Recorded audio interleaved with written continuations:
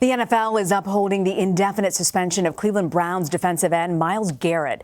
This comes after he ripped off the helmet of Steelers quarterback Mason Rudolph, and he hit him over the head with it at a game last week.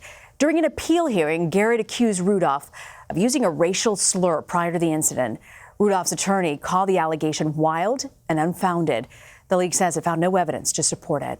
Bill Reiter is an analyst for CBS Sports HQ, and he joins me now from Los Angeles. So, Bill, you've got Garrett's claim that Rudolph used a racial slur, and it didn't come immediately after last week's incident. How does that change the situation for how the NFL deals with this?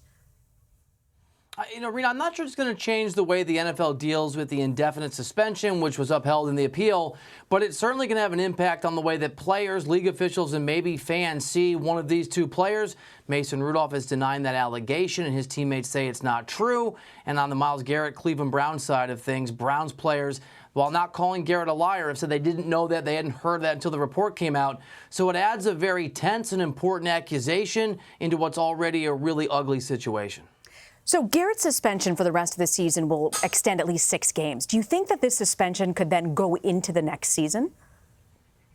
I think it will. You talk to people around the National Football League, and they're speculating, but there's a sense, Rena, that he's going to miss at least some time and maybe several games next year as well. The NFL, we know this, has wanted to make it a priority to protect quarterbacks, to protect the idea of head trauma in the games. And so a quarterback being attacked without a helmet on, a helmet crashing down on that person's head, on Mason Rudolph's head, I think the NFL is going to make this a bold statement. And I think when they decide that the indefinite part of the suspension becomes definite, I think they'll add some games from next year. So you know the Browns likely won't be in the playoffs, but you've got the Patriots, you've got the Ravens. They're leading the AFC standings going into now week 12. Do I have that right? Week 12?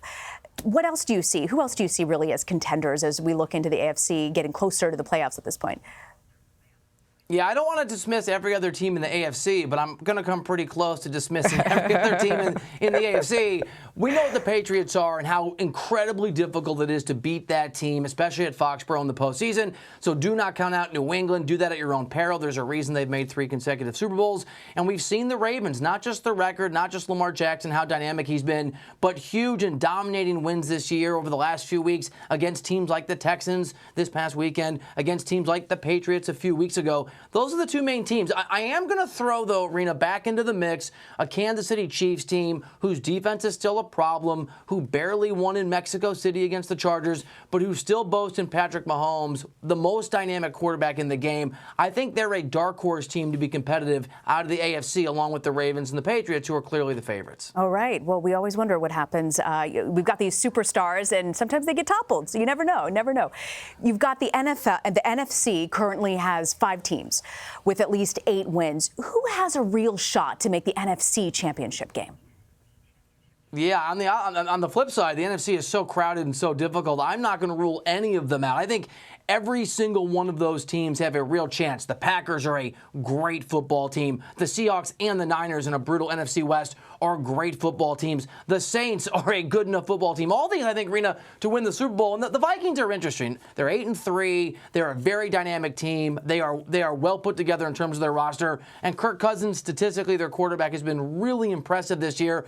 We just know that in the past he's struggled with big games, with moments that would lead to the postseason or his rare postseason appearances. It's a single game that he lost. But if he can play the way that he has in the regular season in January, put the Vikings on that list too. The NFC is really, really crowded. I want to switch for a second to college basketball. The NCAA suspended Memphis star James Wiseman until mid-January. It also ordered him to donate more than $11,000 to charity based on the amount his mother received from head coach Penny Hardaway.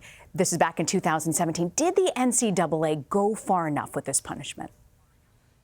Yeah, it's interesting. I mean, I think they did as it relates to the games. If you mess with, and putting aside whether people agree or disagree with the NCAA's rules, if you mess with the NCAA, if they tell you a player like James Wiseman they believe is likely ineligible and you play him, there's going to be consequences. Eventually, you're going to have to surrender. That's what Memphis did. And so the 12 games, 11 remaining, I think, makes sense. Certainly people around college basketball that I've talked to find it difficult to stomach the idea of a player like James Wiseman paying $11,500 that he probably can't afford. Few of us can, and most of us work for a living. Yeah. He's not allowed to go make money. I mean, he could make $500,000 tomorrow if the rules by the NCAA were different. So I think that's where some eyebrows have gone up. Where does James Wiseman, not able to make money off of his amateur status, where does he come up with almost $12,000? So, like with all things in the NCAA, I think there's a mixed feeling about whether it was fair and appropriate.